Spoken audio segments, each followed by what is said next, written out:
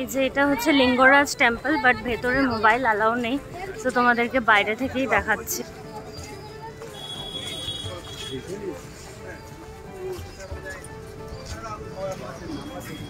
এটা হচ্ছে বাসের ফ্রন্ট লুক। এখান থেকে ভিউটা দেখো।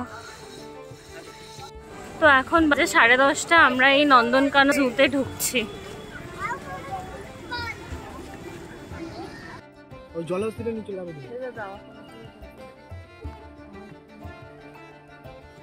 এখানে এরকম ম্যাপ দেওয়া আছে, আর আমরা মেবি এখন সাফারিতে যাবো, যে জঙ্গল সাফারি লেখা আছে।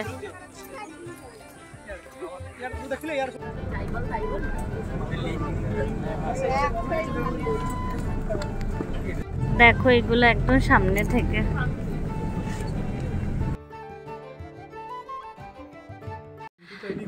এখন এসেছি আমরা ধবলগিরি টেম্পল, উঠছে ওপরে। এলাম ধবলগিরি টেম্পল, এটা একটা বুদ্ধিস্ট টেম্পল। এই যে ওপর থেকে উঠলাম আমরা, মা ওখানে। একটু দেখিয়ে দিই এখান থেকে ভিউ। খুব গরম, পায়ে রীতিমতো ঝাঁকা লাগছে।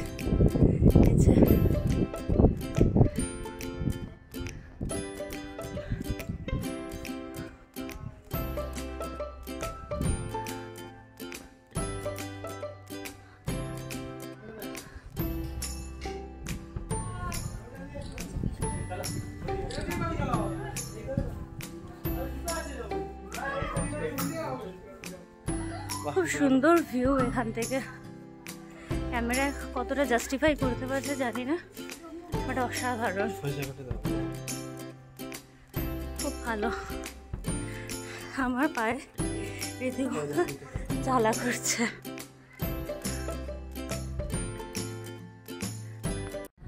সো বাজে এখন 4:30, আমরা এই জাস্ট নামলাম কোনারক সান টেম্পল।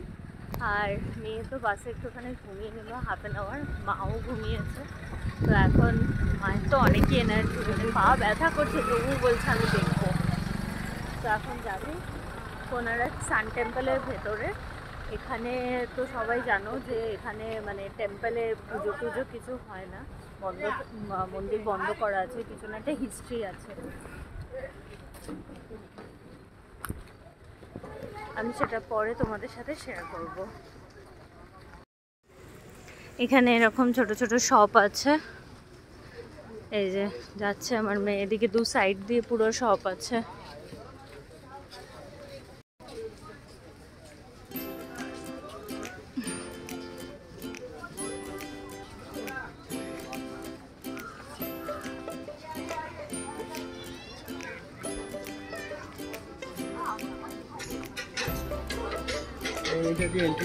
এই যে কোনারক সান টেম্পল, এর হিস্ট্রিটা আমাদের গাইড অলরেডি শেয়ার করেছে। এটা কোনারক নাম রাখা হয়েছে। কোনারকটা হচ্ছে একটা সংস্কৃত ওয়ার্ড, এর হিন্দিতে বলে সূর্য মন্দির আর ইংলিশে বলে সান টেম্পল। এই মন্দিরে যেহেতু পুজো টুজো কিছু হয় না, তাই এইখানে জুতো পরে অ্যালাউ, ছাতা, তারপর মোবাইল সব কিছু এখানে ক্যারি করা যায়। আর এই কোনারক মন্দিরের উপরে একটা কলসি বানানোর, মানে যিনি রাজা ছিল সেই রাজা কলসি মানে 1200 কর্মী মিলে এই টেম্পলটাকে তৈরি করেছে। বাট একটা কলসি বানানোর প্ল্যানিং ছিল, সেটা হয়নি, সেটা একটা 12 বছরের ছেলে কমপ্লিট করেছিল, তারপরে সেইখান থেকে ঝাঁপ দিয়েছে। তো তারপর থেকে আর হিন্দু আর মানে কাস্টের ইস্যুও ছিল কিছু, সেখানে হিন্দুরা হেরে গেছিল। তারপরে থেকে আর এখানে কোনো পুজো টুজো হয় না, সেই থেকেই দরজা বন্ধ। এন্ট্রি করলাম আমরা কোনারক সূর্য টেম্পল।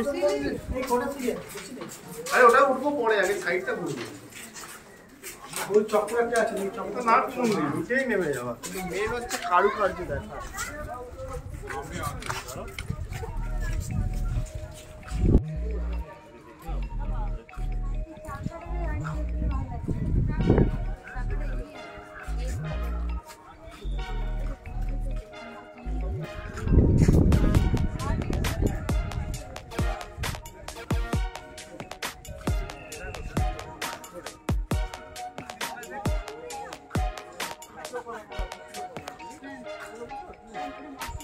এইটা ছিল নাট মন্দির, আর এটা হচ্ছে সান টেম্পল।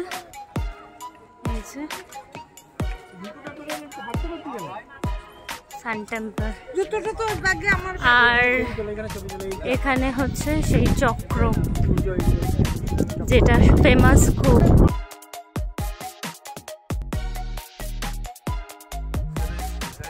সো এই চক্রগুলো এখানে 14টা রয়েছে এরকম টোটাল, এরকম চক্র।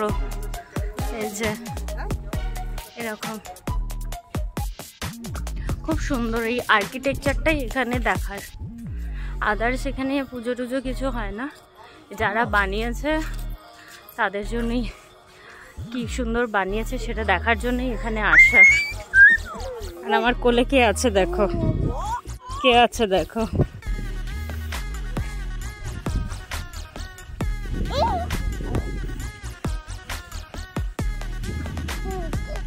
আমরা ওখান থেকে কুলফি ট্রাই করছি, দুটোই নাও হয়েছে, একটা মায়ের হাতে আর একটা এই যে আমার প্রিন্সেসের কাছে। আমরা এসেছি এখন চন্দ্রভাগা বিচ দেখতে।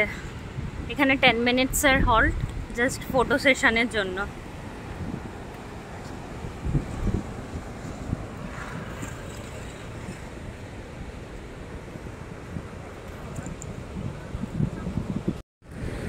এই চন্দ্রভাগা বিচের নামকরণ হয়েছে চন্দ্রভাগা নদী থেকে। নদীর জল শুকিয়ে গেছে, যেটা কোনারকের পাশে ছিল। তো সেই নদীর জল শুকিয়ে গিয়ে এখানে যে মানে সমুদ্রও ছিল প্লাস নদীও ছিল, বাট সমুদ্রের নাম তখন এখানে চন্দ্রভাগা রাখা হয়নি। নদীর জল যখন শুকিয়ে গেল তখন এখানকার যে স্থানীয় বাসিন্দারা তারা এর নাম রেখেছে চন্দ্রভাগা বিচ, মানে স্মৃতি হিসাবে সেটাকে রেখেছে অ্যাজ আ মেমোরি। এই যে আমরা নামছি এখন।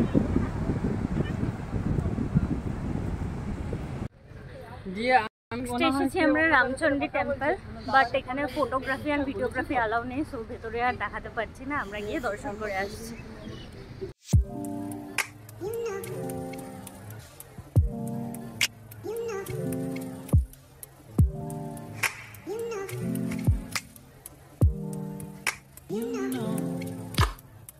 নেক্সট অ্যান্ড লাস্ট আমাদের স্ট্যান্ডার্ড মিউজিয়াম। দেখো জাস্ট সব বালি দিয়ে এগুলো।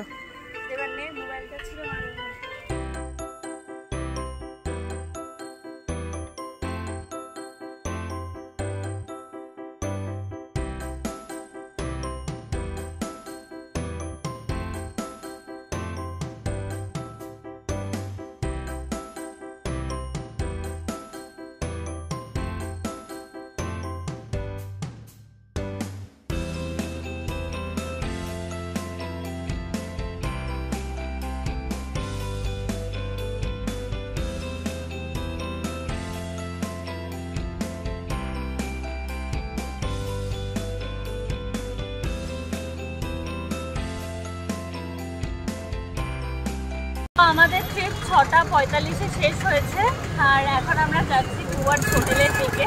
একটা টোটো বুক করে নিয়েছি, ওখানে আমাদের নামিয়ে দিয়েছে। এবার যারা পান্থনিবাসে থাকে তারা সেখানে চলে যাবে, আর যারা অন্য স্পটে সেখান থেকে টোটো বা অটো বুক করে যার মতো চলে যাবে।